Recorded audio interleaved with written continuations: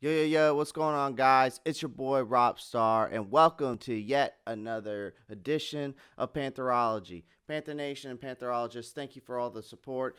Keep showing me support by pounding that like button, pounding that subscribe button, and then just leave a comment down below. Anyways, week 2, 2020 NFL season, let's do it. All right, first game we're going to talk about is the Tennessee Titans for the Jacksonville Jaguars. I think this should be a nice bounce back for Ryan Tannehill. He had a sloppy opener.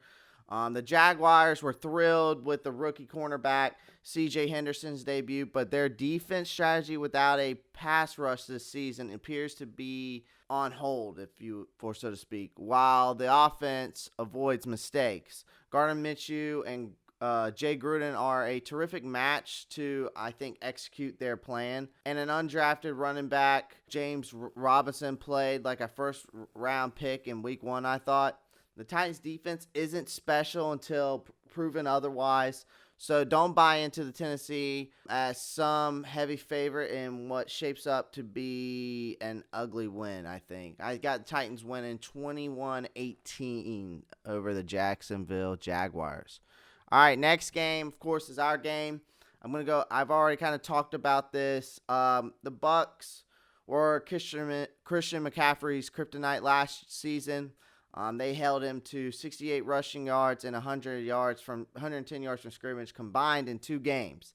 To Tampa Bay's key defense personnel is all back and may be even better. The addition of running stuff, rookie safety Antoine Winfield will put more pressure on Teddy Bridgewater, who looked like 5 years younger in Matt Rule's scheme last week, I thought.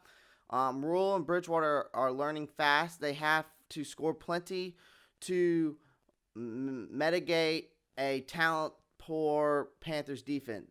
That figures to break a lot of quarterback slumps. Tom Brady believers can step off the ledge after this one. I mean, unfortunately, guys, I really want us to win this game.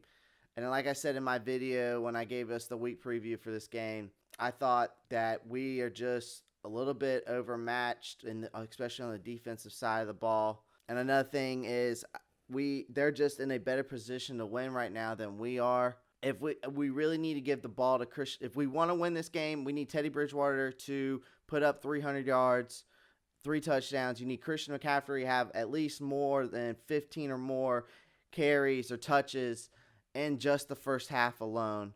And we're going to need guys on the defensive side of the ball and these rookies to step up and cover their mans as best as possible. Because right now, if not, we are going to get torched. But my prediction for this game, like I said in my video, I'm thinking like 31-21, 31-24 kind of ordeal. All right, next game is Pittsburgh Steelers and the Denver Broncos. Broncos coach Vic Fangio remains one of the top defensive mindeds in football. Head coach, because he's got this problematic head coach because of his game management. Denver's offense will be scary with Jerry Jeudy and Courtland Sutton and Noah Fant, Melvin Gordon are all on the field at the same time. But the unit's undercooked until these guys get more playing time together.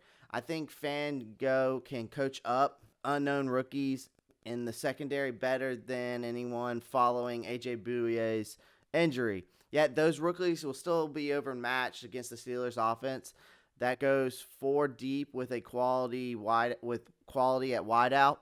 I expect this game to be closer if it was taking place in November. But I've got the Pittsburgh Steelers winning this game 30-20.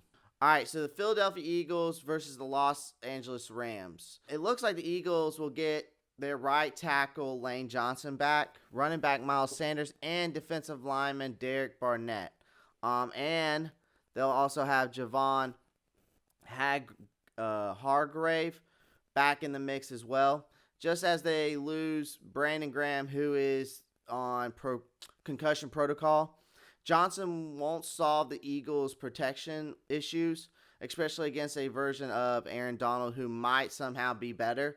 I'd love to see what the Rams did last Sunday. So this pick is primarily based on the theory that capable 0-1 teams usually find a way to bounce back the following week. So I'm going Philadelphia Eagles over the Los Angeles Rams 27-24. San Francisco 49ers versus the New York Jets. I'm afraid to talk about this preview anyways because another key, the 49ers starters will probably be revealed as injured before I even, get this video out. The football gods taketh, but they also giveth. With the San Francisco schedule over the next month, both New York teams and the Dolphins on tap in the first 4 weeks. Despite the injuries, the 49ers are still far more talented and well-coached than the Jets. Nick Bosa versus promising Jets behemoth left tackle Makee Becton would be worth the price of admission. If that was a thing. Also, update, the 49ers tight end George Kittle's knee is ruled out for Sunday's game. So, in this game, I got San Francisco 23-13 over the Jets. All right, next game is the Buffalo Bills versus Miami Dolphins. After 1 week with Cam Newton leading the rushing attack in New England, the Dolphins will face the would-be poor man's Cam and Josh Allen. After talking about reducing Allen's carries in training camp, underrated offensive coordinator Brian Doble did the opposite last week, calling 7 runs before calling one for Devin Singletary, which, by the way, I think Zach Moss is going to take over that starting role. The Bills' offense is also smartly getting the ball out of Allen's hands quickly and using far more play action. The Dolphins were handled twice by the Bills last season, have very continuity and rank below average in every position group outside the secondary. That's a bad combination against a cohesive Bills squad. So I got the Bills 27-17 over the Miami Dolphins. All right, next game, Indianapolis Colts, Minnesota Vikings. The Colts averaged the second most yards per drive in week 1, and this matchup sets up well for them. The Vikings' total lack of interior D-line pressure in the opener was even more alarming than the young secondary struggles. That's bad news coming into a matchup against one of the NFL's best offensive lines, with rookie Jonathan Taylor positioned to rip a few big runs up the seams. Indy's defense hasn't played well in a long time, going back to last season, in fact, but this Colts offense is in better position to win in a shootout.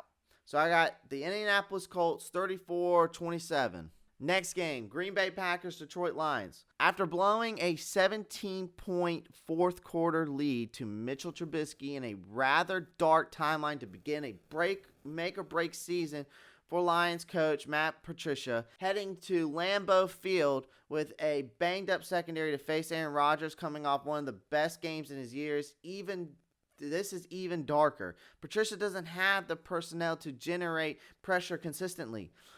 So he usually tries to outsmart opposing quarterbacks with coverages to limit the effect. That strategy isn't going to work with shaky backup cornerbacks with the number 3 overall pick, Jeff Okudah, likely to make his debut after missing week 1 with a hamstring injury following a rocky training camp as well. To top it off, Detroit's offense doesn't look like it'll be ready to hang in a shootout until Kenny Golladay, who is dealing with a hamstring injury, is on of his own. So this is a dark timeline for the Detroit Lions right now and Matt Patricia. I got Green Bay winning this 35-21. All right, Falcons, Dallas Cowboys. So Falcons general manager Thomas Dimitroff was criticalized on draft day for passing on CeeDee Lamb, the best player on the board, in order to take cornerback A.J. Terrell, who's a man's position of greater need. Terrell had a miserable opener along with the rest of the Atlanta's corners, and now he has to match up with an even better receiver group in Dallas that also includes Lamb. The Falcons are well suited, however, to hold up in a shootout. This is an everyone in the pool kind of ordeal game for the fantasy leaguers, because Dallas secondary is equally unlikely to show well on Sunday. Matt Ryan played very well in week 1, and the Falcons offensive line may be better than its banged up Dallas counterpart. It's 2020, guys. So my buddy Ryan Fratagonia, go check his channel out, is going to hate this. But Atlanta Falcons, I got them winning 36-35. All right, next matchup, New York Giants, Chicago Bears. All right, there's a little reason to buy into Mitchell Trubisky rejuvenation story. He played 9 of 12 in the week 1 before his receivers began making excellent grabs against a Lions secondary without its top 3 cornerbacks. The matchup is favorable again this week against a talent-poor Giants back 7 in coverage. But the early returns on new coordinator Patrick Graham's defense was very encouraging. Daniel Jones also continues to show a lot of poise for the G-men. In a coin flip game, take the delivering dimes to keep it closer than expected. If not, win it outright. So I got Giants 25 over the Bears 24. All right, next matchup. We got the Arizona Cardinals and the Washington football team. All right, the 49ers hit Kyler Murray 3 times on his 51 dropbacks in week 1. According to Pro Football Focus. On Murray's 13 runs, most of which were scrambles, I counted only 1 time when the 49ers truly tackled him. He might be the toughest man in the league to get a hand on, in part because of the Cardinals playing so fast and Murray gets rid of the ball so quickly. That presents a challenge for the Washington's core team's strength in the front 7 because Murray won't hold on to the ball nearly as long as Carson Wentz did a week ago. So I got the Arizona Cardinals 27-22. All right, Kansas City versus the Los Angeles Chargers. After Phil Rivers signed with the Indianapolis Colts, Chargers coach Anthony Lynn is running the offense of his dreams. The Bolts ran the ball in week 1 at the 3rd highest rate of Lynn's Chargers coaching career there. With plenty of 3 tight end looks, often setting up for long field goals despite trailing most of the game in Cincinnati, they can work against a rookie quarterback. Despite rookie runner Joshua Kelly added some juice to the Bolts attack, that will not work while trying to keep up with Patrick Mahomes. The Chiefs' young cornerbacks are worth attacking all day, but the Chargers don't have that mindset or that systematic diversity to pull it off. So I got the Kansas City Chiefs 27-17. All right, next game, Baltimore Ravens, Houston Texans. So what did Bill O'Brien do to the NFL schedule makers in order to draw the Chiefs and the Ravens out of the gate? While other defenses knock off the rust, Houston has to deal with young MVPs ready to expose that Texans' oddly constructed group. Their inexpensive inside linebackers, Zach Cunningham and Benardrick McKinney, won't be able to cover Baltimore's back and tight ends. It's hard to imagine Houston's pass rush getting to Lamar Jackson, who's fresh off perhaps the best throwing day of his career. Yes, he's getting better. Meanwhile, a Texans offensive line that made great strides in 2019 looked rough in the opener. With the Ravens' complex blitzes, the ultimate test for their group's communication. This game won't be 41-7 like last season, but it may not be close. So I'm going to take the Ravens 34-21. All right, primetime game, 8:20. We've got the Seahawks versus the New England Patriots. The Patriots' incredibly diverse Week 1 rushing attack is unlikely to be repeated on Sunday. That strategy was built to expose Miami's weak linebackers and extra defensive backs, which is not Seattle's problem. Similarly, Russ is unlikely to cook at the same temperature against perhaps the best collection of cornerbacks in football. The Patriots invite the Seahawks to run, and even in a best case Patriots season 11-5 maybe, this looks like one of those losses. Their offense will take time to build up its passing concepts. They had incredible turnover in the defense personnel up front, and have completely transformed their offense. The Seahawks, meanwhile, are locked and loaded from the jump, like a team with a top 3 cornerback and an excellent supporting cast should be. Pats fans know well what those teams look like. So but in this game, I got the Seahawks 27-19. All right, Monday night, New Orleans Saints and the Las Vegas Raiders. The Saints offense was condensed last week, partially because Drew Brees. Interior line didn't hold up well. That shouldn't be as big of a problem against a 2020 Raiders defense that looked too much like the 2019 version in the opener. Las Vegas runs precisely the type of safe and sorry scheme that Brees and Sean Payton can dice up. Even without receiver Michael Thomas on the field, New Orleans will have to generate more offense this week because the Raiders' rugged offense led by Josh Jacobs is too dynamic to be held down for 4 quarters, especially if they get left tackle Trent Brown back. Expect a typical Vegas night where the visitors end up in the back.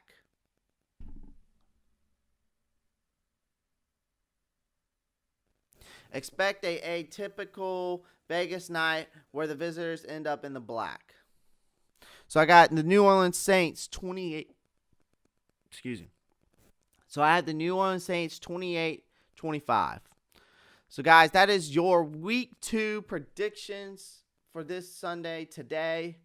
I know I'm getting this out late. I've been busy. Go ahead. Pound that like button, pound the subscribe button, comment down below, let me know what you think, give me your picks. Guys, thank you for watching. Keep supporting my channel. Every like and subscribe counts for something. It helps me keep bringing this raw content out to y'all. Guys, and Panther Nation and Pantherologists, you know what to do. Keep pounding.